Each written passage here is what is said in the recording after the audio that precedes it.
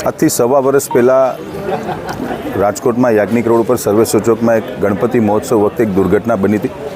આ દુર્ઘટનામાં એક વ્યક્તિનું મૃત્યુ થયું હતું અને 40થી વધુ લોકો ઇન્જર્ડ થયા હતા. રાજકોટ શહેરના સર્વેશ્વર ચોકમાં જે વોકળો છે એ 40-45 વર્ષ જૂનો વોકળો હતો, જેની સ્ટ્રેન્થ અને જેની તાકાત એ ઘટી ગઈ હતી, જેના કારણે સ્લેબ ધારાશાયી થયો હતો. હાલમાં આજે ભારતીય જનતા પાર્ટીના માનનીય ધારાસભ્યશ્રી, માનનીય મેયરશ્રીને બધા લોકો આજે અમે જ્યારે ખાતમુહૂર્ત કરવા આવ્યા, ખાતમુહૂર્ત શરૂ કર્યું એ પહેલાં અમે 2 મિનિટનું મૌન પાડી જે વ્યક્તિનું મૃત્યુ થયું છે એના દિવંગત આત્માને દેવાધિદેવ ભોળાનાથ એના આત્માને શાંતિ આપે, તેના માટે 2 મિનિટનું મૌન પાડીને આ ખાતમુહૂર્ત કરવામાં આવ્યું છે. કુલ 18 મહિનાની અંદર આ વોકળો કમ્પ્લીટ થશે. ફેઝ 1 આ કાર્યક્રમ અહીંયા કમ્પ્લીટ કરીને યાજ્ઞિક રોડ 2 મહિના સુધી બંધ રાખીને આખો યાજ્ઞિક રોડ થઈને વોકળો નવું બોક્સ વોકળો બનાવવા અમે જઈ રહ્યા છીએ.